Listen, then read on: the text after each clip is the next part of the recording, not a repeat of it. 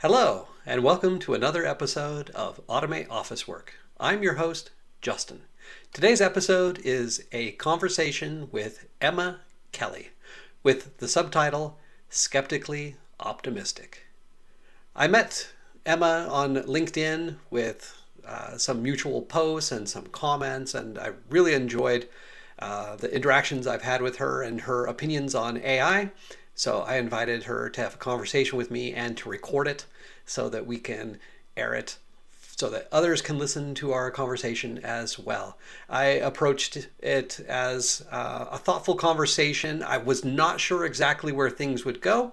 I thought Emma and I might have differences of opinion, which I welcome as an opportunity to learn. And I'm excited by the things that I did learn from discussing with Emma. And I hope you will enjoy and get benefit from this conversation as well. Hey, Justin. Hey, Emma. How are you? I'm doing good. How are you? Good, good. Thanks for reaching out. I'm excited to get to know you. Hey, yeah, me too. I'm excited. I already have it recording, so we Okay, can cool. get rid of whatever we want after. But yeah, it Yeah. should be fun. I'm gonna deny entry to my AI note taker. Okay. All right. Oh, well, nice. It's nice to Yeah. meet you. Nice to meet you too. Yeah. I see that you are in Washington, D.C. I am. Or I'm in yeah. Washington, D.C. It's a very interesting time to be in D.C. Wow. And Yeah. have you been there long? I have. So I've lived in DC since 2002. I went to college at the George Washington University, and then I just kind of stayed Ah, with a few, in and out a little bit, but for the most part in DC. So, uh, yeah, I went to yeah. law school in D.C. as well, and Oh, yeah, you were saying but I at the escaped. American, right? Yeah, yeah. Yeah, that's fair. That's fair. Town, though, that's a little different. Like, some people really like it, but I could see where you're like, all right, I get it. Let's go. Yeah. What a great place, though. Yeah. Yeah, I like it. When were you, did you go to law school? It was 2009 to 2012. Oh, nice. So Yeah. what was that? That So was like I Barack was in Obama. DC at the time. Yeah. Yeah. Yeah. Very cool. That was like a good that time. Like the first Obama administration was a good time to be in DC. It was like even with the recession, the Great Recession, it was like fun, vibrant. Yeah. People like being in cities. I was also in my 20s, so maybe that's why I have that view of it. Probably. Hey, me too. What a great time. Yeah. Yeah, so I see you around on LinkedIn with in Yes, regards to like likewise. artificial intelligence, and I really Yeah. like the take that you have on things, and like uh, the way I was thinking about it is like you're not so much like the scientist of like, Yeah. hey, how do we do this? But it's more like I get the feeling that you're more like the philosopher. You're like you're like the why Yeah. and what does this mean for us?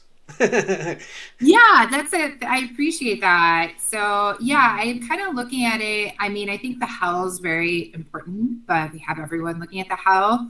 But it's kind of the why and why are we doing this? Is this working the way people are saying? Right. Like, I think a lot of people are acting as if AI is like the second coming. Like, oh my gosh, Mhm. we're going to have Skynet soon. Like, AI is going to take over all our jobs and things like that. And I kind of look at it in my position as being skeptical, but not cynical. Mhm. Right. Like, I think AI as a technology is really cool. I think technology in general is pretty cool. But at the same time, I'm like, well, how are we using it? Like, why are we using it? Mhm. Like is like for a lot of things, it's like, well, are we using AI just because it seems cool because we want to seem like we're on the cutting edge, or is it just because or Uh, it's because it solves an actual problem, right? And I I think think it's the first with most sometimes people. it might solve an actual problem, but usually it's the first one, right? People are like, I'm going to use this for this, and you look at it and it's like, well, you had a solution like 5 years ago Mhm. doing something different, not with generative AI. Like you could use machine learning, you could use other, you could use like an automation tool or something, or you can just change your process, Uh-huh. or just look at it and say like, okay, like maybe I don't need all of these things. I don't know. That's kind of how. I'm totally in agreement with you. When I think of Yeah. myself, Mhm. I'm also like a realist, and the Yeah. second adjective that I would, well, a skeptic. The second adjective I usually give myself is optimist. So Yes. the skeptic optimist. Which a lot of people don't associate with them, right? Like if you're skeptical, a lot of people think you're cynical or pessimistic. It's like, no, it's because I am Yeah. optimistic that technology will help us grow and evolve as humans, and that we'll be able to do more cool things with it. But if we're not there yet, like I don't want us to act as if, right? Because then I feel like not just on like an individual business level, right? You're not going to achieve your business outcomes, but like on a societal level, you're going to have all this upheaval for like nothing. Yeah. A lot Yeah. of upheaval. Yeah. Yeah. A lot of stuff going on.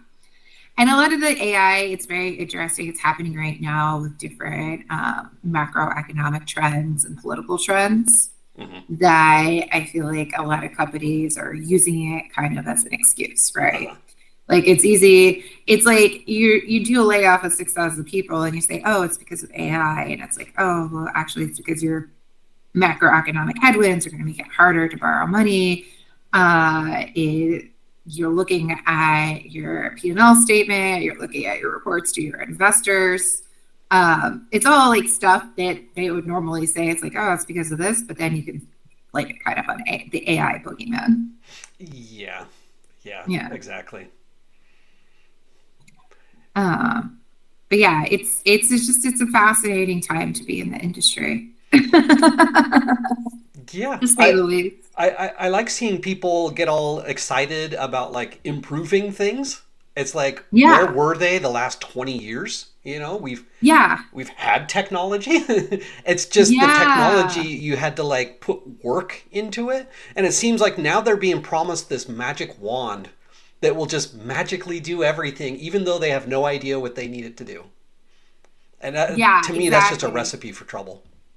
It's like it is kind of the seemingly magic, and I think that's like a great descriptor of what people think like AI or generative AI is.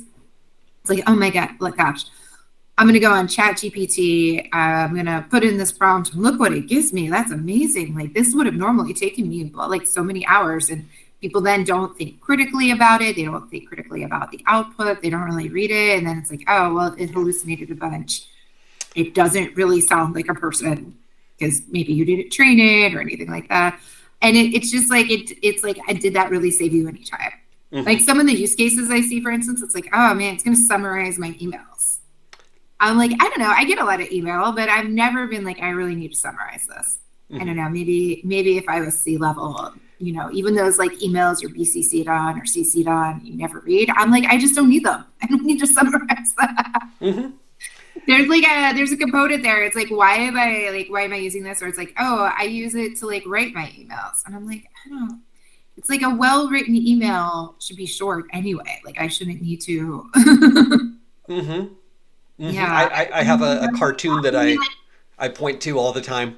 It's like, there's this really nice guy, Market, and then Unist. It's like Market and then mhm, Marketunist, and mhm. it has the first panel has a guy sitting at a computer and he's pointing to the screen and he says, "Look, AI can take this one bullet point and it can expand it into a really long email that I can pretend I wrote to my boss."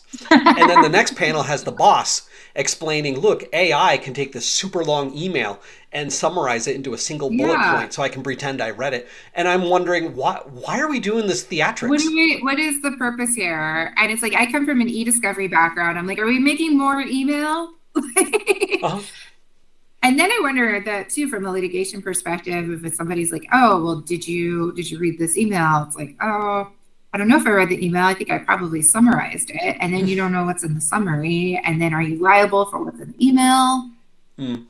If you didn't read it, if you just summarize, I don't know. These are all the interesting questions I think about. But yeah, a lot of it, I think that's like cartoon's perfect because it's like, what are we doing here with this? Like, And there We're are other causing the like very cool problem that we're going to have to applications. solve with it. Yeah, there are cool applications of Gen AI though. Like I think like for instance in the e-discovery space, doing using generative AI to do like first level review Mhm. of documents is awesome, right? Like that's a great use of technology. It works. It's gonna save case teams time.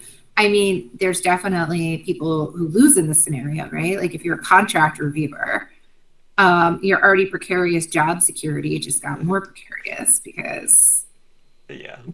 there's no first level like review jobs out there. If you're an experienced reviewer, you're going to get a second, you might get like a second pass or become like a lead I manager. did e-discovery at the SEC. I was Oh, so yeah. I was a law school intern, and I speak Russian. So Oh, they had cool. me on yeah, enforcement of the FCPA cases. Well, we don't In do my, that anymore, so it's fine. oh, okay. Yeah, but it was Oh, hundreds of did thousands of pages I had to go over, yeah. and they had like algorithms to look for certain keywords. Hmm. But yeah, now with generative AI, you can be much more flexible. You can find Yeah, variations of and those words. yeah, exactly. Well, they already, I don't know if the SEC at that time, I don't know, new intern. So technology assisted review was introduced in 2010, and that's using continuous active learning Hmm. to train a model to do like a first I pass remember review. it was a Yeah. LexisNexis solution that they had. Okay, interesting. Yeah. Yeah, but that's like another technology example, right? So many attorneys were resistant to using technology assisted review, right? They didn't trust it. They didn't even the like third party like studies showing it's better than humans, it's faster. You just have to train, you have your like subject matter expert train the model. They'll do it like resistance, unless it was like a really large matter and they're like, okay, we don't have any choice, we got to use it.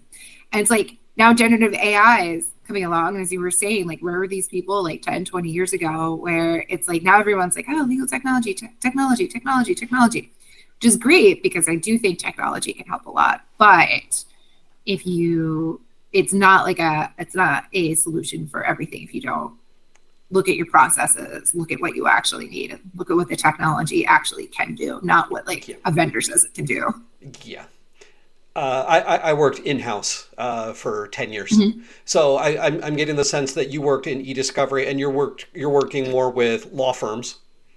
Yeah, so my background, I guess I'll go back to like my 2 second overview of my career, or I guess 2 minute. So I started my career as a law librarian at Covington and Burling. I was there for about 5 years, and then I moved to a media company to help launch their antitrust product. So I was in product development and editorial, and then I moved over to a business development role. From there, I moved to like a GovTech startup, and then I moved to TransPerfect, where I I know sold that. e-discovery and translation services, managed review, court reporting, mainly to law firms, some corporates. Super fun. And then I did a brief pit stop at a voice AI company, and then a boutique e-discovery for company, and then I decided to put my own shingle out. So right now, I work with legal tech companies on actually, figuring out product development and figuring out their go-to-market strategy. Oh, So nice.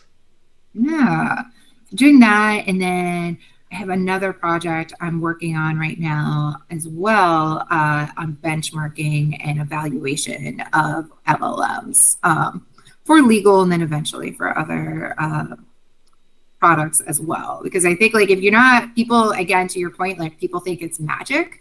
So it's like if you could actually look and point to it and say, okay, like what isn't working here? Hmm.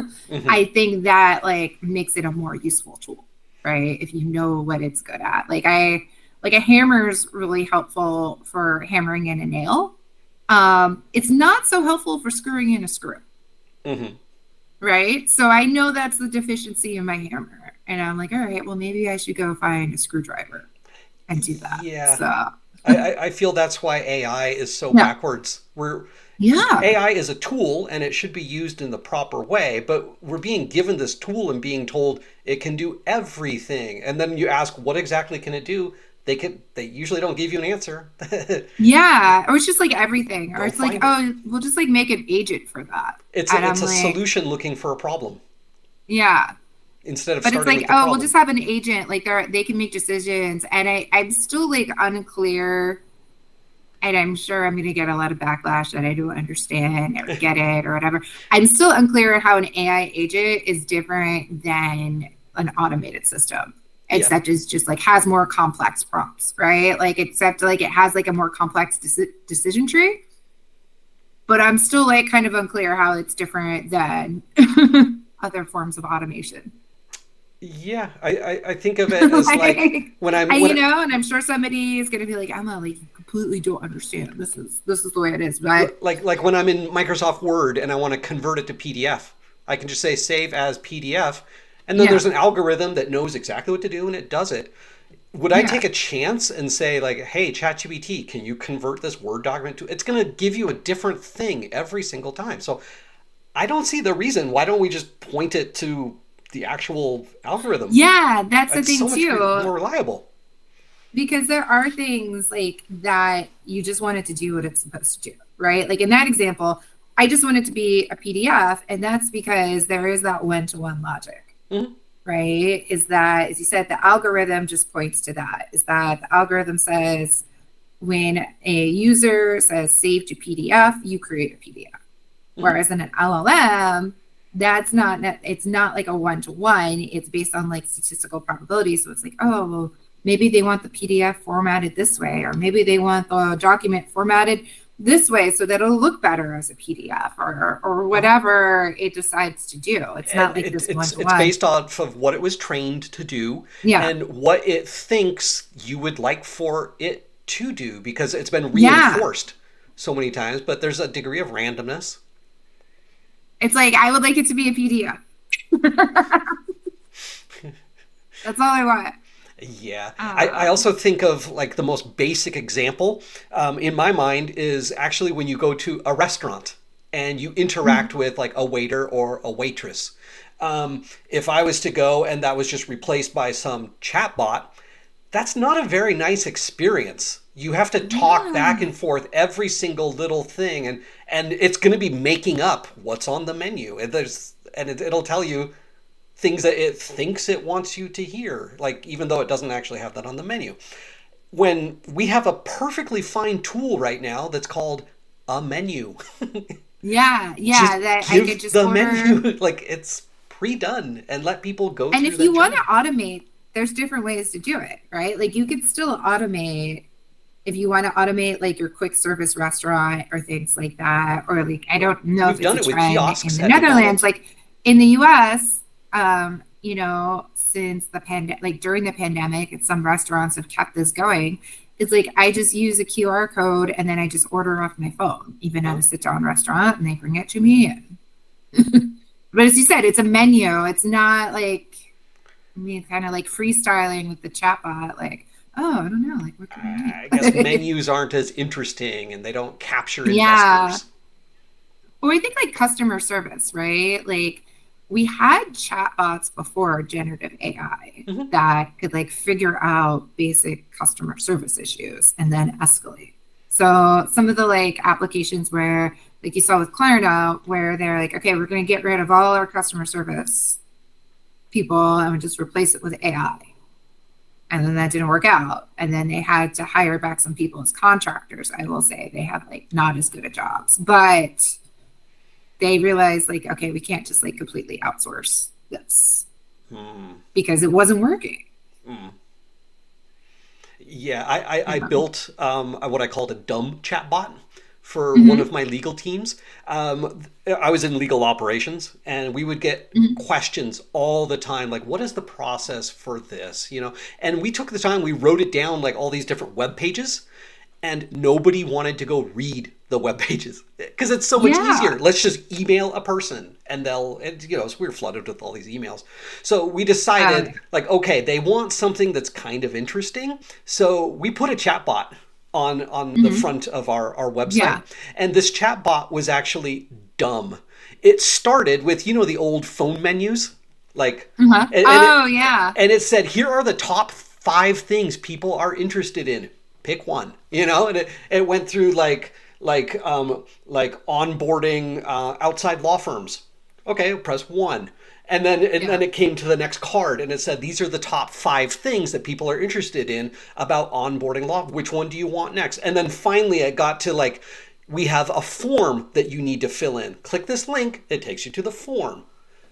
So you see, Yeah, like, it that's didn't great. take Like, and it's a much. great way to like triage, right? For Hmm. you, like your team, instead of having this big back and forth, because it's like having been in many, many, many client service roles, a lot of times, sometimes it's like, okay, like, what are you looking for? It's like, oh, well, this thing came up. And it's like, okay, like this thing came up. And it's like, what do you need? It's like, oh, well, we need to retain outside counsel. It's like, aha, you need to retain outside counsel. Okay.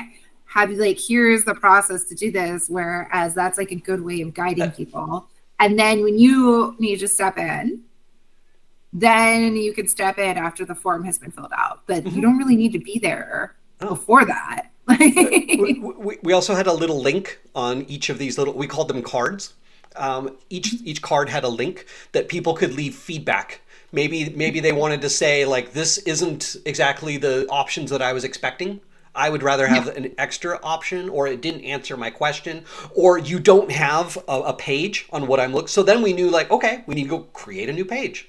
Let's Yeah. put it And into that's the not, journal. and that's pretty easy.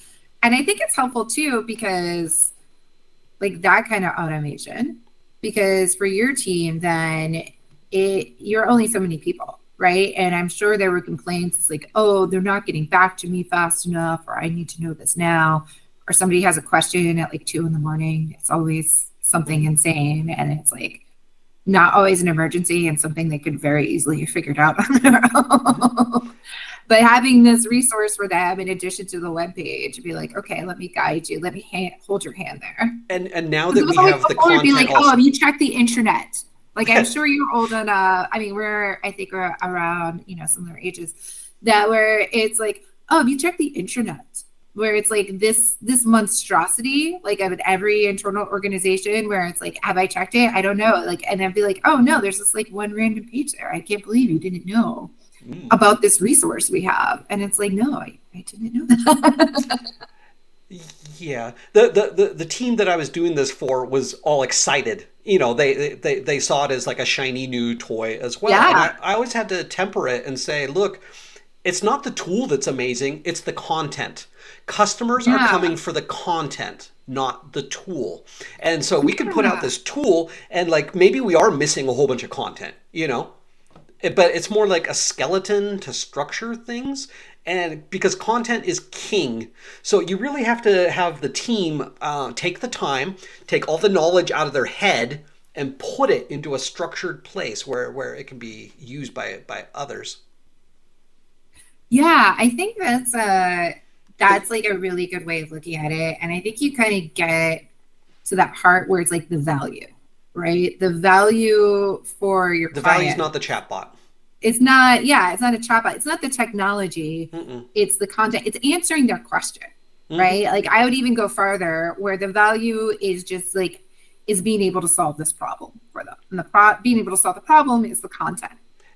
And making it easy for them to get to, Mm-hmm. right? Because for whatever reason, even if you're like, hey, here's a link to the webpage, it explains everything, they're like, I'm not going to do that. And if we were to jump straight to AI without having any structured content, you can't tell the Yeah. AI what it's doing. What is the Oh, AI going well, to do?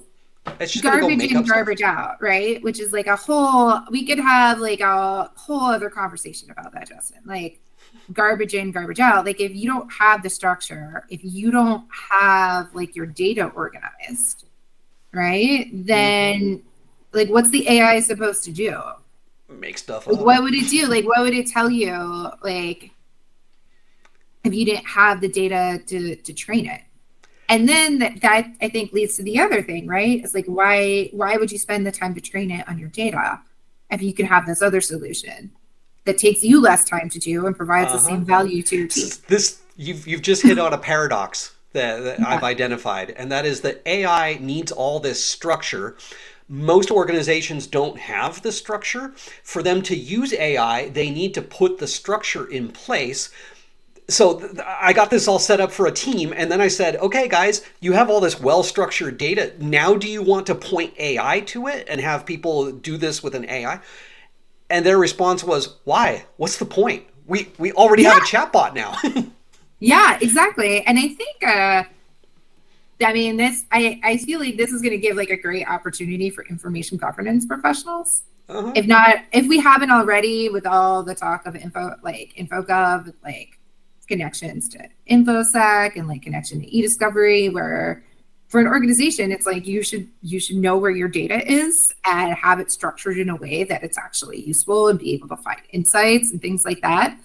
But I feel like a lot of people are going to do that so they can use AI. But I wonder how many people are going to come to this conclusion as well, where they're like, wait, so we did like the first part of the project and we can use our data now, right? Like you don't need necessarily, depending on the complexity, right? Like you don't necessarily need like the AI for that. There are some applications, like Uh-huh. cool applications of data analysis with Gen AI, but if you don't need to, We in addition to these like pick 1 through 5, we did allow yeah, people to free type any question that yeah, they had. And the way we did it, like I studied linguistics, so I studied how language works. And about half of the words that we use on a regular basis, you can just take them out. Like the word the, and, mhm. of, I. So people will type an entire question. You strip out all of these, and you're left with like, how can I get a contract? You take all Yeah, those out, and you're left with get contract. you're like, got it. So we just tagged our Yeah. articles or our pages with like exactly the root words people were looking for. That's so funny you said that. That's just like a side note.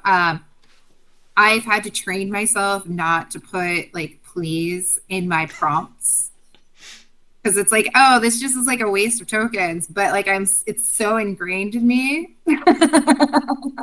I've had to be like, no, don't. Like I'd be like, Yeah. delete it. Can't put please do this. Yeah, that's on my list of 200 words. Take out the please. Yeah, yeah. But isn't it funny? I'm just like, no, I can't do that. Yeah. But yeah, I'm sure. Like, does it like does it matter to the chatbot, even if you're looking at it from like an LLP perspective? Like, Yeah, yeah, I thought about it. Ultimately, I don't care about the mood of the person. Like, yeah, Microsoft says we can tell you how the person's feeling. I don't care. yeah. I mean, I could see that being like helpful if somebody's like really angry or something. Like, I just want to know, I just want to get a contract, and it's like, but doesn't really like help. Like, you know what I mean? Like, what are you supposed to do? That like pipe in and be like, oh, how can I help Oh, you? we're Like, going to help you differently now. Like, yeah. no. I mean, I could see there could be like some instances if it's like the GC and they're pissed off. It's like, all right, let me do some white glove. But then again, the GC is usually the one who's emailing you, and you're like, okay, whatever you need. Hmm. You're not going to have a chatbot experience. Yeah, you're not gonna have the chatbot, right? Like that's not for you. That's for everyone else. Uh-uh. But we know that, right? Like, and that's yeah, different levels of client service. But yeah, a lot of this like AI adoption seems like adoption for the sake of. But I will say there are a lot of the ancillary benefits, like we're talking about, with like more adoption of technology, more emphasis on processes, more emphasis on like information governance, and, like structuring our data. Um, so I think those are positives. And I think like, Gen AI can do some cool things. I just don't think it can do everything that people say. And like I think that kind of marketing is just dangerous, right? And Like if it might it's get not, there eventually. yeah, it might get there eventually, but it's I'm not. not going to be cynical about it. Yeah. Yeah, exactly. Like it might get there eventually and that'll be really cool. Like you know what I mean? I'm not a hypocrite. Like I Yep. use generative AI, but like personally and professionally, but like I don't use it for like everything and I'm very aware of the limitations. Hmm. Like I specialize. I automate workflows of legal departments, and when you're working in house, the complexity is so high. There are so many different departments that have to get involved in like every Mhm. commercial transaction. There's just so many different things, and so you start stringing these all together, right? So I can look at like a workflow, and it's got 20 steps. Would I point AI at all 20 of those steps right now? No way. Yeah. I break it down step by step. We get exactly what we're doing in each, and maybe most of these steps you're going to use a traditional, like an algorithm, if this, then that, because there's logic to it. And maybe there's some times when it would be helpful to get AI to analyze something like but I wouldn't ask it like, is this a good limitation of liability clause, because that Yeah. is so subjective. It depends where you are in the relationship between the parties and what you're trying to Yeah, accomplish and that's your the risk thing, like your appetite. trust level between the parties, right? Like if it's a vendor you work with every Hmm. day, right? And you have like a gazillion different contracts with them and you have a great relationship, they always deliver, you always pay on time, like So you're gonna have instead the I would same start level of asking yes no liability like a questions. new customer. Yeah. I would ask the question first, is there a limitation of liability clause in this Yeah. contract? And it'll give you a yes or a no, and then maybe like a percentage of certainty, like it's 99% certain that there is one. Okay, we've got a yes here. And then I would ask it, where is the limitation of liability clause, and it'll highlight that. And that alone is already so helpful to lawyers to Yeah. extract exactly what they're Yeah. looking Just to for, like give it have to them. that very quick. And I think you kind of like hit it on the head there with like a lot of the talk I'm hearing about agents and things like that. You're like, this is 20 steps. So Hmm. agents, like the way where Gen AI is right now is like they can't take on too many tasks at once. So you would need like 20 agents depending upon the complexity of these steps. So, and then you'd need a way to orchestrate all these agents, Uh-huh. which a lot of there's like a lot of companies out there doing some cool stuff with that. I think like orchestration is like really neat, but then it's like it goes back to the why. It's like, what are these agents doing that automating it in this other way that doesn't require orchestration, that doesn't require paying for an LLM or access to an LLM, depending upon how you it's structured within that company. Like, why? Like, what is it doing differently? Like, what do you need to do that requires multiple agents or like orchestration that you can't do through like traditional automation technology, like if Hmm. then logic? Like, like what is it? From what I've seen of like legal AI kind of solutions, a lot of times what they're doing is they're just manipulating a single document. So they're pretending as if all legal activity is within the contract when we're negotiating, and that's just not true. Like a Yeah, lot of it doesn't times have I have that to reach out to context. finance or logistics, and then that other department has to do a process that I don't even know what they're doing, but it's not recorded in the contract. All we get is the final, yes, they said 45-day payment and it'll be shipped within 4 days, whatever that is. But the AI can't just come up with that on its own. And all of Yeah. this takes approvals, and that's not recorded in the contract. It's recorded on some other database. Like, did finance see this? The AI will have no record that they did. Well, is it like did the agent in finance communicate with the agent in legal and approve it? And I think that's like the future people are like wanting to get towards. And I could see that, right? For a lot of these basic contracts. Like, you know what I mean? If it's just like a run of the mill contract, like we were talking about with somebody you do business with all the time. Hmm. Yeah, like if you could figure out a way to take that off of somebody in legal and somebody in finance's plate, like I guess that makes sense. But I still don't understand like kind of the purpose of doing it, except it like puts more money into tech companies' pockets Mm, and you don't have to hire pesky people. mm. And I would even argue that you don't have to hire pesky people part like isn't necessarily true because I don't think these technologies work at that level yet. So Yeah. yeah, you I, still need people. I think also as humans, we're so focused on the way things have been. Like you were talking about emails. I want AI to write my email. When why aren't we thinking, why are we sending emails at all? Like Yeah. why would I ask the AI to write an email when it doesn't need to? Like you said, you take in and you read lots of emails. My goal actually is not to receive emails at all. Like a lot Yeah, of the that's emails that I deal with is data points. I'm receiving data points. Well, if you're telling me a certain data point, then I go and I fill in a spreadsheet. It's like, Oh why yeah. was I in the middle at all? Why not just give you the spreadsheet? Yeah. Why don't you just fill it in and then let me know if I need to look at it? And I think that's where some of the communication tools like pre-generative AI have come into play, like Slack really revolutionized a lot of that. I mean, before that, even like Skype, Like where it's a like, like a wait, project I can management. just like, yeah, exactly. It's like, wait, I can just like chat my colleague. Like I don't have to write like an email. Like I can just be like, hey, I hit blah blah blah. Could you do this? Or Or like, when I have a hey, new matter, I can just go to the matter management and I click new, and then it immediately creates all these folders and skeletons and like a place to yeah, receive all the data. I don't have to do that by email, just yeah, randomly what? saying words. I mean, I this will probably make your head explode, so I apologize in advance. I know so many people who use their email as their to-do list Mm-hmm. and like their project management tool. It's like, oh, what do you use? Email. Okay. All right. Like they have their folder structure, if they do, or they have their color coding, or they're just like, oh, let me search for this email. They Or it's want to like, oh, point I keep AI the to their emails I Outlook. need to reply to unread. So once I know I have everything read, I have everything done. I'm like, you know what?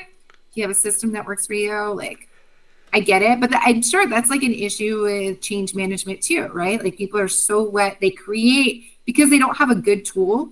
They create these systems based on what they have, and they're so wed to it because that's what they know. It's fast for them to do. Like I'm sure there's things I do that would make an outsider be like, Emma, like why do you do it this way?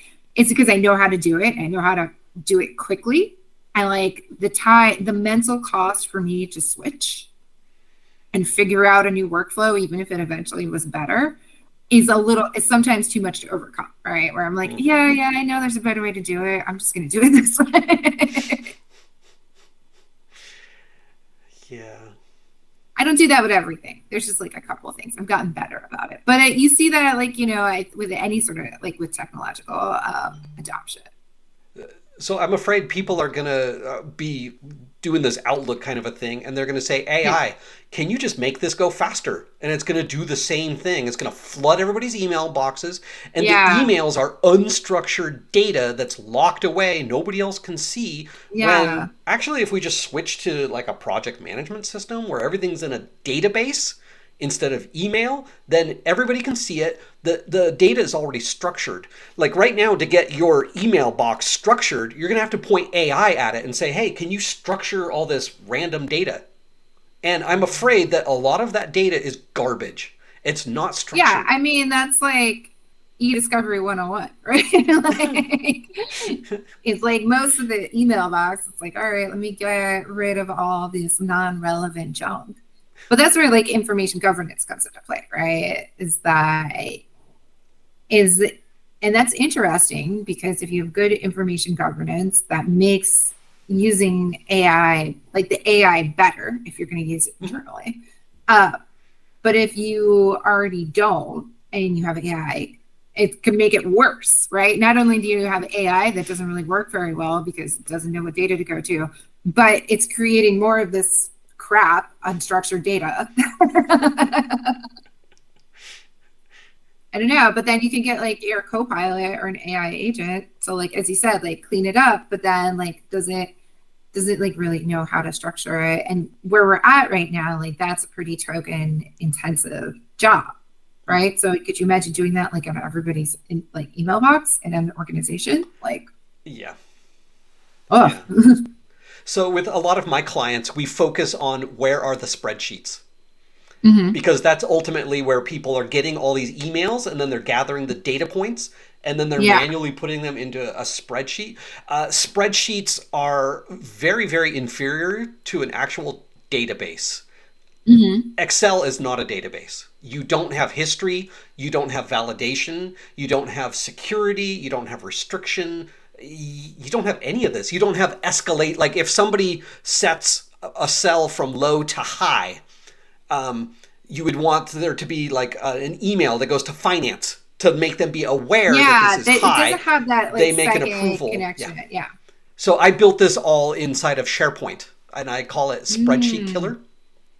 Yeah. Well, I think that's the thing. Like people are so intimidated by SharePoint, like how to like build things within it, Mm-hmm. right? Like and I include myself personally in that, where I'm just like, oh yeah, no, I know I could do that, but do you look at this cool pivot table I made? Like, yeah, no, I mean, like I think like yeah, for example, it's using the tool that they know how to use, and I think that's where generative AI, going back to where we were discussing at the beginning, is it's seemingly easier to use, right? Like SharePoint can be very intimidating to people, like especially building it up. But then if it's like, oh, generative AI, I just type something in and I get the answer. I get a poem. It's fun. Yeah. Yeah. But I guess that's also where agents would come into play. It's like, all right, somebody like I can create these agents and I'll just do this for me. Um, but yeah, whereas if you could just have the database that does it and just have a database, which makes sense because then your data is actually somewhere. And that's another thing, like the creation of like all these agents and stuff doesn't actually tell me like what are you doing with this data? Because you still have to do something with it. Like it's not just gonna like exist in like some sort of ether. Like Mm-hmm. Yeah, I'm also afraid that what we're showing, the data that we're showing to AI, is often the very, very last stage. Like you're going to show it yeah, the final contract, usually, because that's all we have in the repository is the final yeah. signed contract. But what were all the steps to get there? It's Yeah, like what was the negotiation there? Like uh, like do you have a playbook? Did you use your playbook? Um, was there like a particular point of contention were between we in a like and rush? like how was that resolved? Yeah, was it a Was rush? it a Was it huge not a need that rush? we had to just get it solved right now? So no, whatever Yeah, the cost. right? Like was it just like this is a giant contract, just get it signed, or Yeah. was it like So a nice I to think of it have as with the the law? chessboard at the final Yeah, the final position of the chess pieces when you win. doesn't tell It you doesn't anything. actually teach the AI anything about chess. Yeah, You yeah. need Like the if you look at the individual board, moves and the like at the strategies. end, you're just like, okay, well, I see you got these pieces, and Okay, this is you what we're left won. with, Good and you job. The got goal is to win. Okay, yeah, how? yeah. With contracts, like what does winning mean, right? Like that's a scoring too, and that goes to what your point earlier is figuring out like with limitation of liability, who are we talking to, right? So depend how an AI is trained, if it's looking and saying like, oh, well, in this, like, in these contracts I analyze, like it has this degree of limitation of liability. But maybe most of your contracts are going to be with people you have good relationships with, Oh, right? The small percentage where you have like a stricter limitation of liability, they're either going to be new clients or people you have like a strained business relationship with. So you have that, and it's not going to know necessarily which like kind of client the contract you're producing is for, right? Like, yeah. it's not going to know that unless you tell it. But like, how do you say? Be like, like I mean, ideally there'd be a human reviewing it at the end. But that's kind of my fear too. Is like people are busy. People have this perception of AI, and they're like, oh yeah, it's good enough. Mm-hmm. Mm-hmm. Or like, oh well, the AI did it, so it must be right. Or like, I'm super busy. I'll just do like a cursory glance. Yeah. I keep thinking of like input versus output, Mm-hmm. and you shouldn't be using AI as your output. You should be using it as an input, and then you as a Mm-hmm. human being take it further to create the output. Yeah, like a first draft, I think is great, Mm-hmm. right? Like if that so like for instance, like I don't use AI for like my writing just because that's something like I enjoy doing. It doesn't like I've tried it, it doesn't really help my process. But Mm-hmm. I was speaking with a friend and she works in marketing. So and she's like, I'm actually like a pretty slow writer, but she's trained her AI on her voice enough, like how she likes to write it and like given it enough samples that it can give her a pretty good first draft, and then she can edit it and have like a pretty good clean copy that she can then send to a client. um, like that's a good patient. But as to your point, the output is not the copy, right? Hmm. The output is what she edited and create like and sent to the client. The input was like what the AI sent to her, Hmm. right? Like she put in like it could be like, okay, like I'm writing for this client. This is what I'm doing, like having a detailed prompt. And it's like I was speaking with her about a process. A lot of times, like, she'll be like working with it for like 30, 40 minutes, like to get it right, like the way she wants it. And then she edits it. And then whereas it's like, in my mind, I'm like, oh, like, why wouldn't you just write it then? But then she's like, no, this would actually take me much longer to do. Because she's like a professional. She's been doing this for a long time. She knows how long things take for her to do. And I worry for like a junior who doesn't, right? Doesn't necessarily know their voice yet, doesn't know Uh-huh. like how it needs to sound, doesn't know these things. That's where I think for the way you do it, it's going to switch, right? The output's going to be from the AI, not from the human. So Yeah, I was yeah. listening to teachers' concerns about how Yeah. students are going to just outsource all of their thinking and writing to the AI. Yeah. They said that ultimately writing has never been the goal of school and education. Actually, the writing is a way for you to organize your thoughts and you become a better thinker.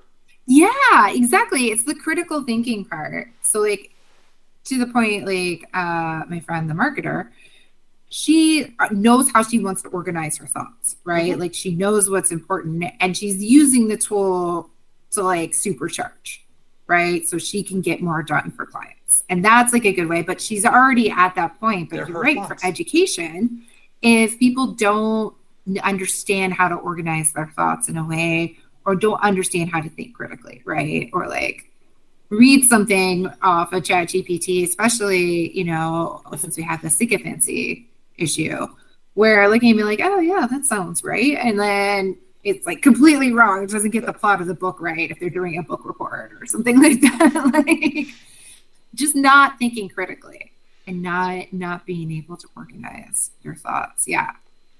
It's tough. But if they were able to and like had all their thoughts out, right? Like I think that's where AI literacy and education comes in. It's like, okay, this is how you organize your thoughts.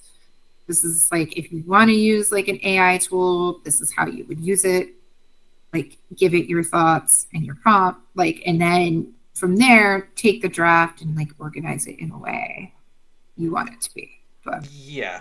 But again, I was also like I was like a goody two shoes in high school, so like I did all my stuff. But I definitely had friends who were not, so Uh-huh. who would have used Chat GPT in like a second, like, But I think to this write gets that back to the essay. very beginning of our conversation Yeah. where we talked about like there's a difference between like what can we do and then why. Yes. So we need Yeah. to have this discussion with people. Why are we using it?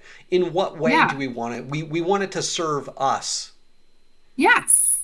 Like I don't serve the AI. Like I don't serve open AI. And like a lot of the discussion, it's just kind of weird. Or a lot of the people too, I don't know. It's trying to see like the signal through the noise in a lot of it, right? Where I'm just like, wow, that's so wild that everyone who's like, talking about how AI is going to take everything over has like a financial stake in AI. That's like very interesting to me. Uh-huh. That's like critical thinking, where 90% of it's AI is like, hype and it's from people trying to yeah, sell AI to me.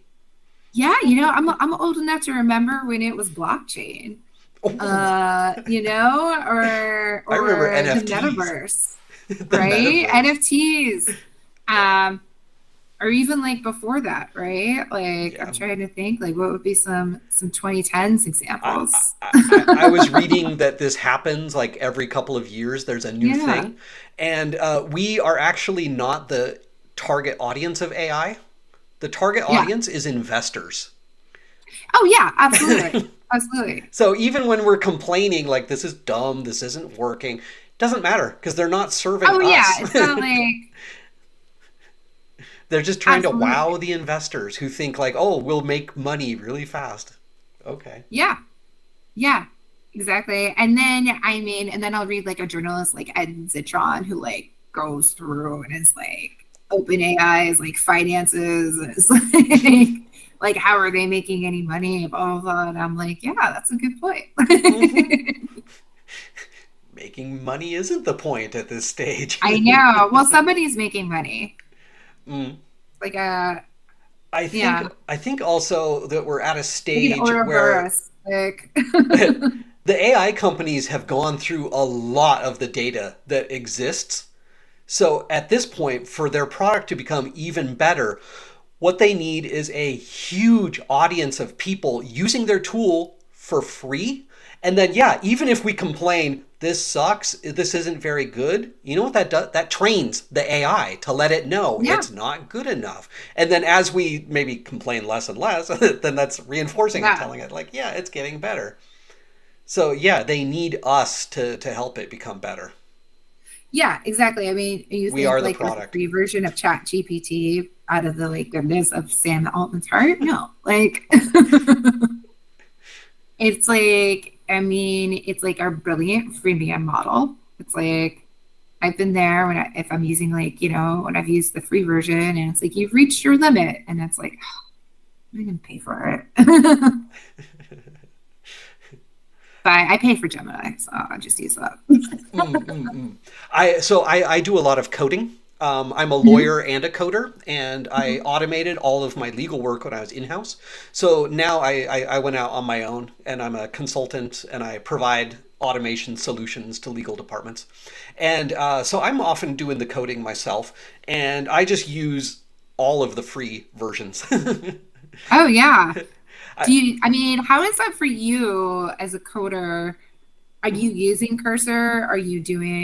I mean, are you no, doing no. like using it as like a starting point or to fill stuff in? Or if for you, is it like this doesn't work for me, I'm just gonna do it myself. So I'm kind of an old school person. Like I can just open Mhm. up Notepad and just code completely from scratch Okay. myself. Well, I I think don't that's need like things actually to your fill stuff in. linguistic background, right? Yeah. Because you know the language. So Yeah, it's just more languages to me.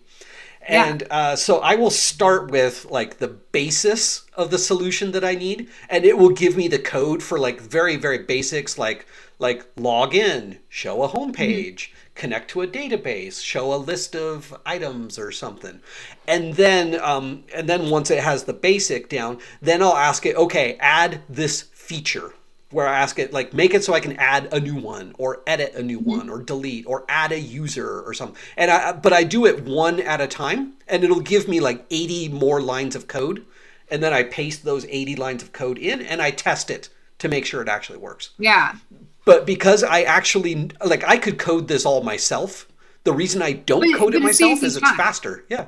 Yeah. But I No, I know think exactly that's like what a it's great doing. I can application. read through the code.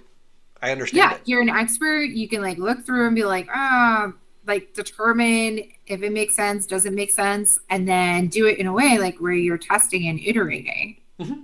Like And I think sometimes it gets it that's wrong. a great application of AI, right? Like Sometimes it only gives me 79 lines of code. It's missing the very last line and it doesn't work. And I can see, oh, it's missing the last line. And then I tell it, you missed the very last, and it goes, oh, you're right. I'm sorry. Here's the correct code. Like, yeah, yeah. so And going that's straight great. Like from that's a great nothing application. to absolutely all the features, it's not there yet. Yeah. But I think like for you, right? Like that is amazing. Like you save yourself a little bit of time. Like even though you could do it, it's like writing 80 lines of code. It's going to take you longer than it is to like copy and paste and test. Yeah. So So that's I think awesome. that's a great place for consumers to be, is to actually know Yes. what they want and get your, how do you say it? Get your feet wet. Like go out Yeah. and try Get your feet wet, swimming know a what little you're bit. doing, and know how to evaluate it, right? Since you are a subject matter expert at like coding, right? Like you're a coder, you can look at it and evaluate like, all right, this is good code, or you're like, this is not good, this is But not but good. but but once you know how to swim a little bit and you know your Yeah. destination, like across the lake or the ocean or whatever Yeah. it is, then you can actually go have a conversation with a boat salesman. You know Yeah. exactly what kind of boat you need, a cruise boat, a little rowboat. You know exactly what you need. If you don't know what you need, you just go, you're going to buy a boat. The vendors, bless their hearts, they have no way to help you if you don't even know what you need. Yeah. If you They're don't just like, know like here's a what you're Porsche. looking for, right? And then you And try I to think drive a like, Porsche across the ocean and you're like, it's the oh vendor's yeah. fault. Yeah. And I think that's like two different types of vendors, right? Like you have like the LLM creators, the Anthropics, OpenAIs, of the world who are like, use my model, use like my consumer facing like general purpose tool.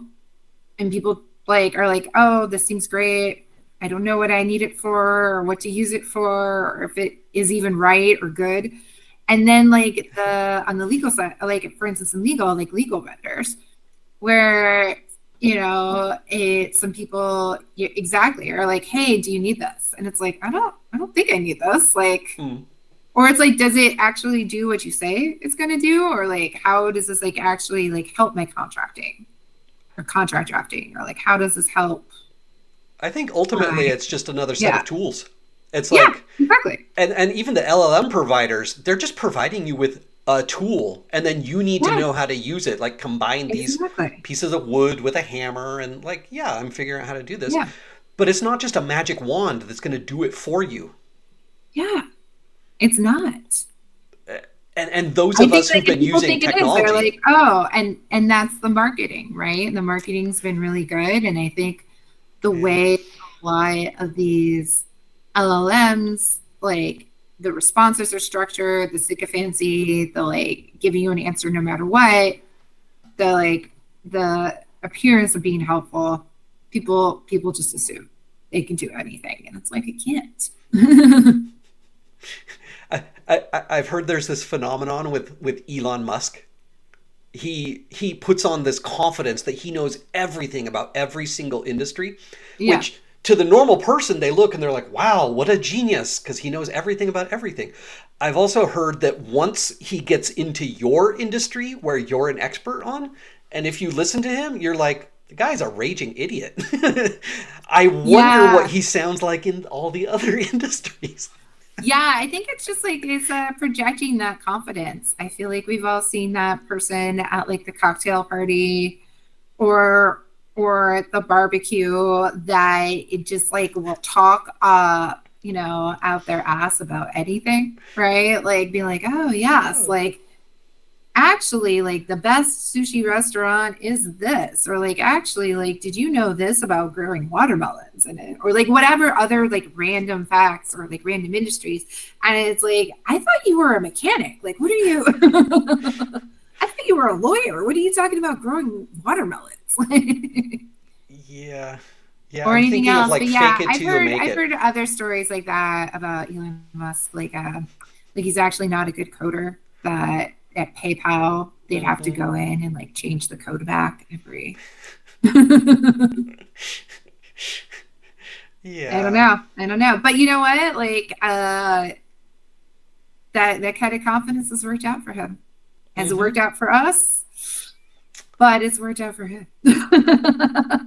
Yeah, so it's great for getting investor money, but is it Yeah. great for pushing society forward? And I think it Yeah. goes back to what you said at the beginning. You're skeptic and without being cynical.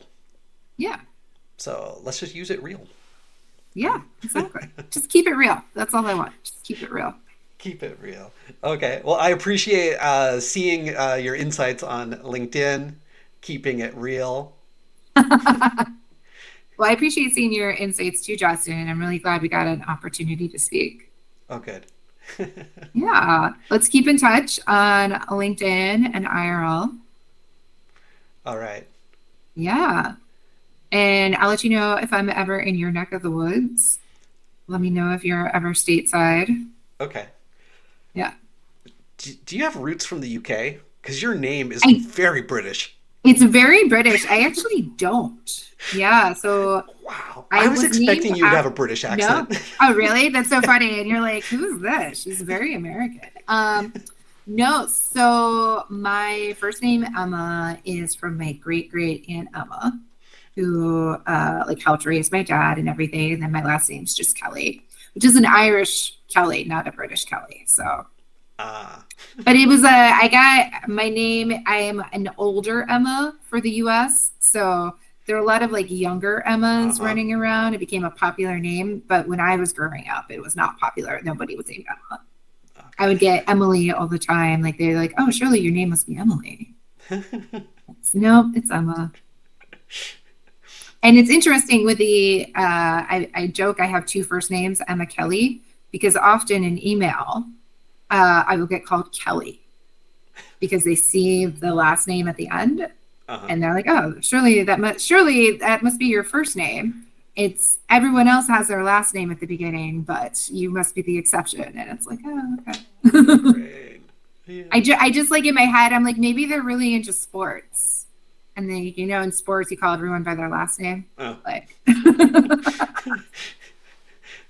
Well, cool. yeah, but no, very American. I I went to middle school and high school in Pennsylvania. Ah. So, Ah. yes, in outside of Gettysburg, so rural Pennsylvania. So, Nice. very far away from the The UK. Amish. All right. Well, great talking with you. I hope that this episode, like, because we've recorded this Yeah, conversation as well. I hope you can share it with other people as well, and then yeah, they'll get some benefit out of this. Because, like, yeah, for sure. yeah, we need these kinds of conversations to like I think so too, get through all the right? noise. Like I think like we just need like more conversations in general. Like one of the things I try to cultivate on LinkedIn is like a discussion space as well. And I don't necessarily need it to be like people agreeing with me all the time. Like I'm not looking for sycophants or looking for just like, yes, good point. Like I actually want people to give their opinion, whether it aligns with mine or not, and we can actually have a debate and just having that space to have a conversation because I feel like not just on LinkedIn, but in other places, there's not Yeah. as much conversation and not as much listening. There's a lot of talk at. Hmm. And it's not And very I don't broad know if it's discussion. It's helpful. only like 3-second sound bites on LinkedIn. Yeah. It Yeah. doesn't cultivate knowledge. It cultivates engagement instead. Yeah. I mean, from like the platform's perspective, like that's what LinkedIn wants, right? It wants to cultivate engagement because you stay on the platform, then you engage with that, you engage with other things. But I feel like we can use that to our advantage. It's like, okay, well, let's engage in a conversation Yeah. as Yeah. much as you can, right? But then we get to like meet people and take the conversation Hmm. off of LinkedIn and then we can have like an actual Like conversation. here.